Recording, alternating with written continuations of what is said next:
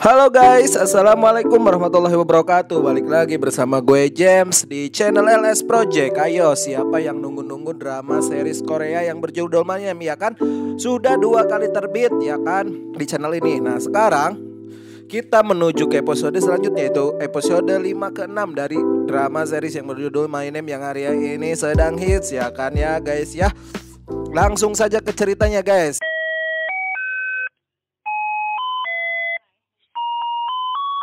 Scene dimulai ketika si Toing pun akhirnya menangkap si Ai dan si Pildo, dan si Toing pun memasukkan si Ai dan si Pildo ke sebuah mobil rusak untuk dihancurkan oleh mesin penghancur mobil di tempat rongsokan. Di dalam mobil mereka berusaha melepaskan diri. Akhirnya borgol Ai pun lepas dan pintu mobil sedikit demi sedikit terbuka.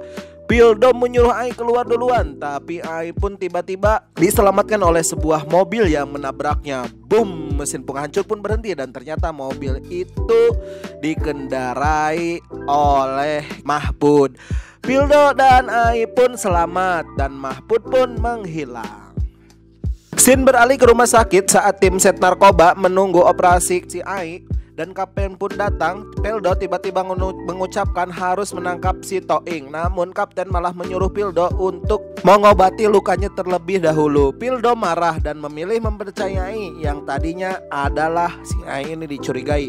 Kayaknya si Pildo ini jatuh cinta sama si Ai ya guys ya. Setelah kejadian Ai yang hampir mati oleh si Toing, scene berlanjut ke sebuah tempat di mana pada saat itu memperlihatkan selamatan karena si Ai selamat, dan selamatan itu dilakukan oleh tim sat narkoba ya kan ya, dimana si Ai itu bekerja dan Ai ngerasa hidup kembali karena mereka sudah seperti keluarga. Di sisi lain si asistennya si Mahpud yaitu si BE memotret Ai dan melaporkannya ke Pak Mahpud. Seperti biasa ya guys ya, kalau galau si Ai duduk di juru, tiba-tiba ada telepon dari Mahpud dan menyuruh Ai pergi karena keadaan sudah bahaya. Kalau Toing tertangkap, semuanya akan hancur dan penyamaran Ai sebagai polisi pun akan terbongkar. Namun Ai menolak ya kan ya, dan memilih untuk meneruskan misinya untuk menemukan pembunuh si Keweng atau ayahnya si Ai. Scene berlanjut keesokan harinya di mana Ai mulai bekerja hendak masuk ke ruangan kapten. Dan Ai pun memberi salam kepada kapten dan mempersilahkan kapten untuk masuk duluan. Dari belakang ada yang memanggil kapten dan Ai menyadari suara itu tidak asing. Ternyata orang itu adalah polisi yang menghadapi Ai beberapa tahun ke belakang, di mana di saat Ai pada waktu itu menanyakan proses perkembangan kasus terbunuhnya ayahnya. Ai pun merasa gemetar dan takut penyamarannya akan terbongkar. Tapi anehnya si polisi itu pun berpura-pura tidak mengetahui atau tidak kenal kepada si Ai. Maka dia bilang dia kagum dengan si Ai dengan pekerjaannya Ai di bagian narkoba, begitu ya. Scene berlanjut di mana polisi tadi itu bertemu dengan Mahpud ya kan. Mahpud ini ternyata dengan polisi tersebut sudah kenal lama. Sekaligus polisi ini adalah seorang pecandu narkoboy dan juga seorang polisi yang korup ya kan ya.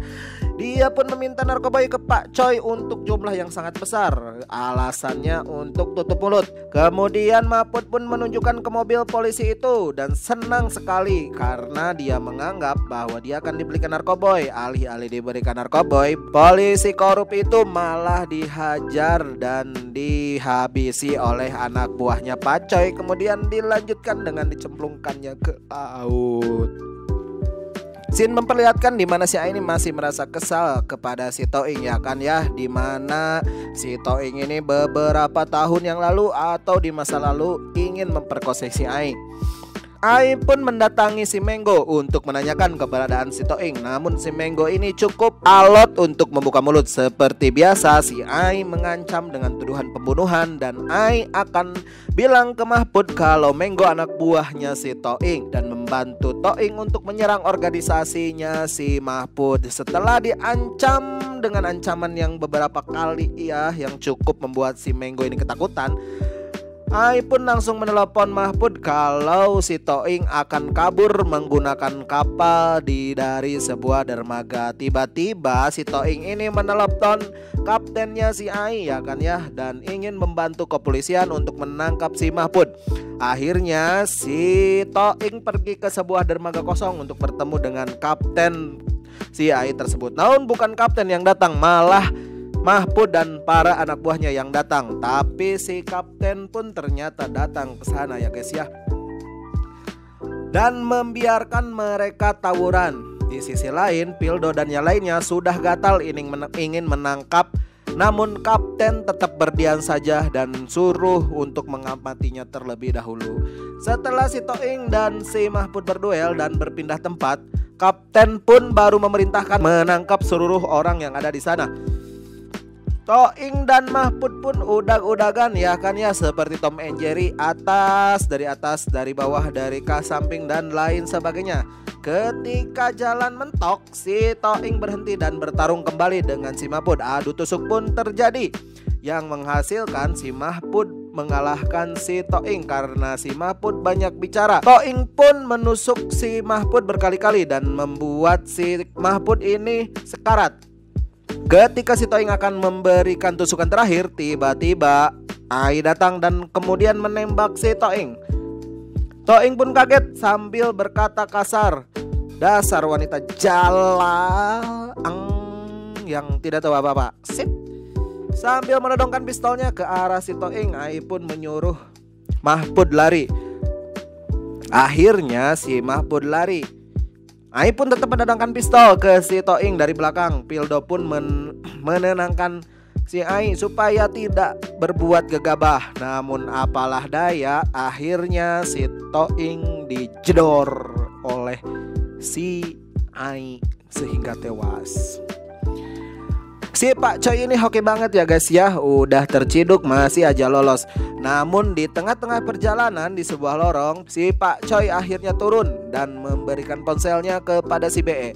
Nah, si BE pun pergi begitu saja meninggalkan si Mahpud. Ternyata si Mahpud ini pergi ke sebuah kuil, dan di kuil itulah dia ditolong oleh seorang biksu. Di sisi lain, Ai stres karena telah membunuh si Toing. Dia terus terbayang-bayang.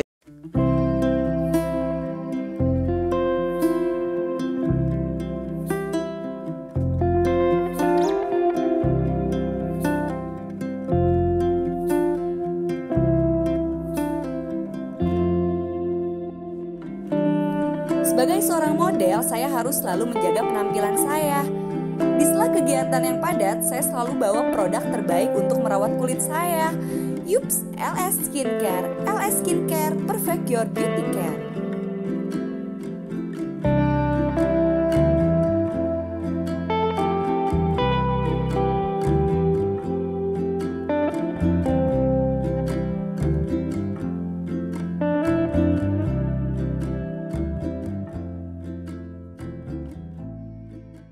Yang si Toing tiba-tiba bel rumah pun berbunyi. Dilihat dari jendela, ternyata Pildo yang membawa 2 kantong kresek. Ai pun langsung mengajak Pildo masuk ke rumah. Di dalam rumah mereka bercerita, dan Pildo pun menyangka bahwa selama ini orang yang mau ditangkap oleh si Ai adalah si Toing.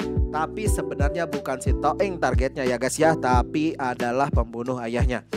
Keesokan harinya Ai pun mendapatkan foto dari tukang paket ya kan ya, dan yang mengirim itu adalah si Toing. Ternyata dalam foto itu para polisi di dalamnya ada foto ayahnya. Ai pun bingung, yang dia tahu ayahnya adalah seorang penjahat, tapi kenapa di dalam foto itu ayahnya memakai seragam polisi.